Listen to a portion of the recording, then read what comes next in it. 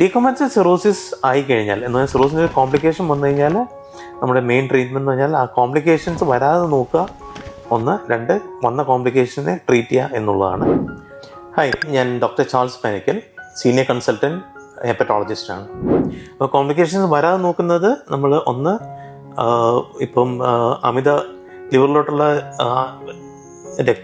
രക്തക്കൊഴലുകളിൽ അമിതമായ hyper tension ഉണ്ടെങ്കിൽ നമ്മൾ അത് കുറയ്ക്കാനുള്ള മരുന്നുകൾ, ബീറ്റാ ബ്ലോക്കേഴ്സ് പോലുള്ള മരുന്നുകൾ കൊടുക്കും. അത് വഴി നമ്മൾ ബ്ലീഡിങ് പ്രിവെൻറ്റ് ചെയ്യാൻ നോക്കും.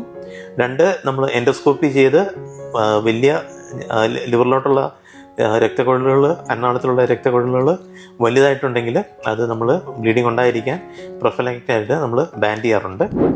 ഇത് കൂടാതെ നമ്മൾ ഇപ്പം ഓർമ്മക്കുറവുകൾ വരുന്ന ആൾക്കാരിൽ നമ്മൾ അമോണിയ കുറയ്ക്കാനുള്ള മരുന്നുകൾ, റിഫാക്സിമിൻ അല്ലെങ്കിൽ ലാക്ടോസ് പോലുള്ള മരുന്നുകൾ കൊടുത്ത് നമ്മൾ അമോണിയയുടെ അളവ് ശരീരത്തിൽ കുറച്ച് വെക്കാറുണ്ട്. പിന്നെ നമ്മൾ വയറ്റിൽ വെള്ളം കെട്ടാതിരിക്കാൻ നമ്മൾ മെയിൻലി ഡയറ്റ് എന്ന് പറഞ്ഞാൽ ഉപ്പിൻ്റെ അളവ് കുറയ്ക്കുക, ഉപ്പ് അടങ്ങിയ ആഹാരങ്ങൾ കഴിക്കാതിരിക്കുക.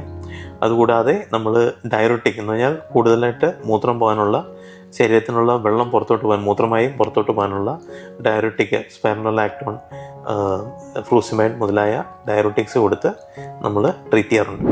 അപ്പം സിറോസിൻ്റെ ട്രീറ്റ്മെൻറ്റ് അതിൻ്റെ കാരണം പൂർണ്ണമായും ട്രീറ്റ് ചെയ്യുക. 2, കോംപ്ലിക്കേഷൻസ് വരുന്നത് പ്രിവെൻറ്റ് ചെയ്യാൻ നോക്കുക.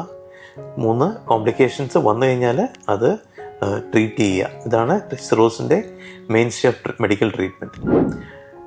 നമ്മൾ ഒരിക്കലും ഒരു ഡീകോമ്പൻസേറ്റഡ് സിറോസിസ് വന്നാൽ എന്ന് പറഞ്ഞാൽ നമുക്കൊരു കോംപ്ലിക്കേഷൻ വന്നാൽ അത് കാണിക്കുന്ന കരളിൻ്റെ പ്രവർത്തനം 50% താഴെ പോയേ എന്നുള്ളതാണ്.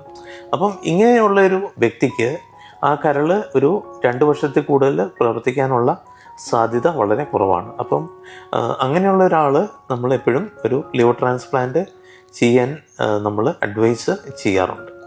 ഒരു ഡീകോമ്പൻസേറ്റഡ് സിറോസിസ് വന്നു കഴിഞ്ഞാൽ ലിവർ ട്രാൻസ്പ്ലാന്റ് ആണ് അതിൻ്റെ മെയിൻ സ്റ്റേ ഓഫ് ട്രീറ്റ്മെൻറ്റ്.